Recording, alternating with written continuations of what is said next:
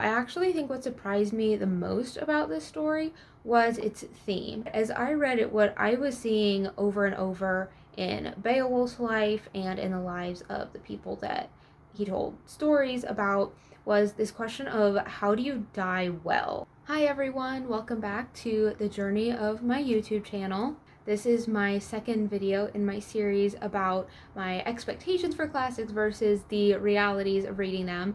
If you haven't watched my first video, I would recommend going and watching that one and then coming back to this one, because in that video I explain what I'm doing with this series and what my goals for it are and are not. In that video I talked about the Count of Monte Cristo, and in this one I'm going to be talking about Beowulf.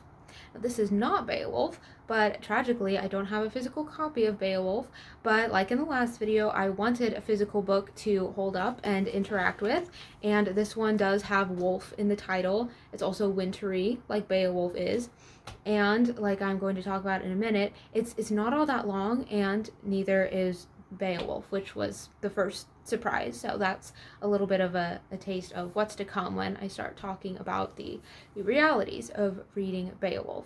But first, to mention some of my expectations going in, I didn't have a lot of very distinct expectations for Beowulf.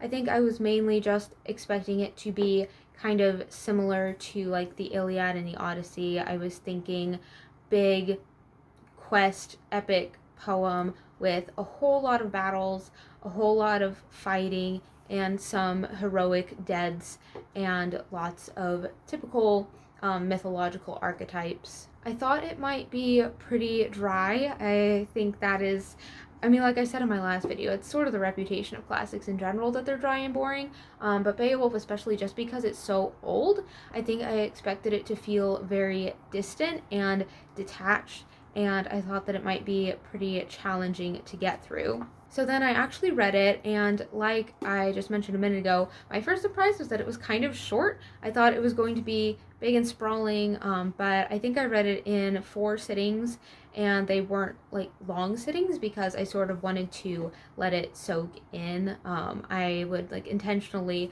stop and take a break, so I'm sure I could have done it in more like 2 sittings if I had wanted to. And again, it's just not really that long. If it were not so old, if the language were not so old, it could be read a whole lot faster than that.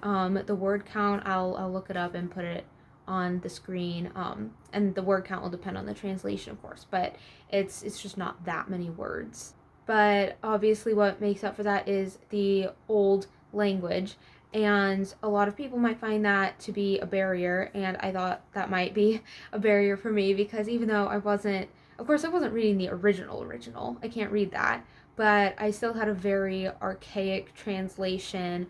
It was a free public domain ebook that I could download, so it still had all of the mickles and other weird Old English words, but I actually thought that the Old English words were super cool, and I honestly found it mesmerizing to read.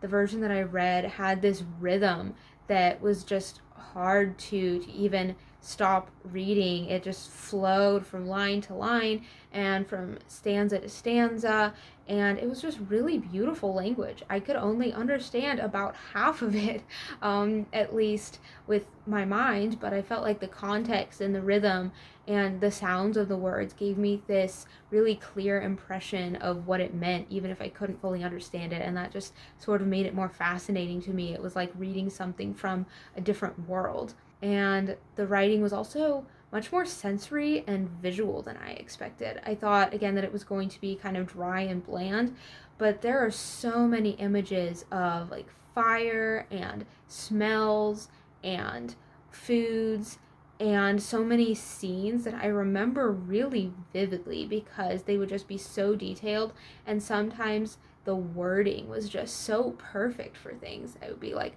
wow, I think that just made me think more clearly of, what a sword looks like than I've ever thought before about what a sword looks like. And there wasn't as much fighting as I expected. There are a few big fight scenes. There are like 3 really prominent fight scenes. But that's almost it. There aren't a lot of other battles, particularly in the story's main timeline. And I'll come back to that aspect of the main timeline in just a second. But it felt different from the Odyssey or the Iliad to me, in that it was not all about the fighting. Specifically, the Iliad is like almost entirely fighting. So Beowulf was a little bit more similar to the Odyssey, in that there's some more of a journey aspect to it. But even more than journeying, there's so much telling of stories within Beowulf, which makes the structure really interesting. You can just look up on Wikipedia the structure of Beowulf, and it'll show you how it's laid out, and how it's laid out in this mirroring shape, and different pieces and passages of the story correspond to each other. It's really cool how it works. But again, a large portion of the story is people within the story recounting the past, or the narrator recounting the past. So it's almost like you have these multiple timelines going. And I am sure those stories about the past are very significant to the main story thematically.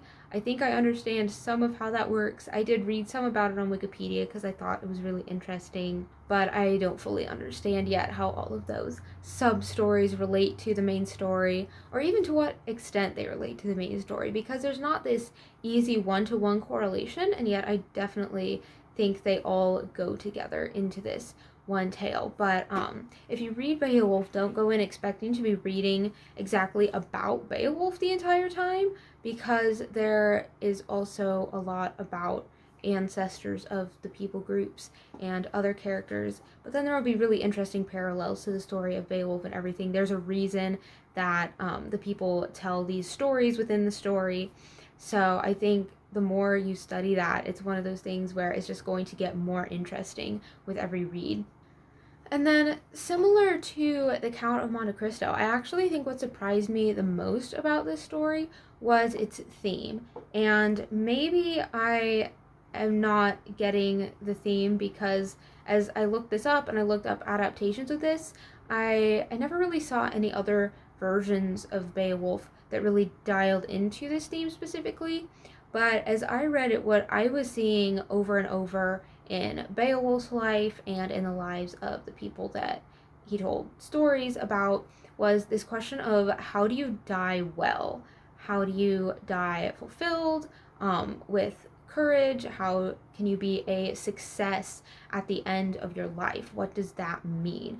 How do you end in a way that is worthy of the rest of your life, and how do you live in a way that's going to set you up for a fitting end, which I thought was really fascinating, especially since this is an epic poem, and I would expect it to focus more on themes of victory and conquest. But instead of focusing on the stuff that Beowulf gets, I think it focused a lot more on who Beowulf was becoming through everything that he was doing. And minor spoilers, but also not exactly a spoiler. By the last part of the book, Beowulf has gotten old. It starts out when he's a pretty young leader, it ends when he's an older leader. And I think it intentionally maybe downplays the treasure and riches and power a little bit, because as he gets closer to the end of his life, those things aren't as important anymore.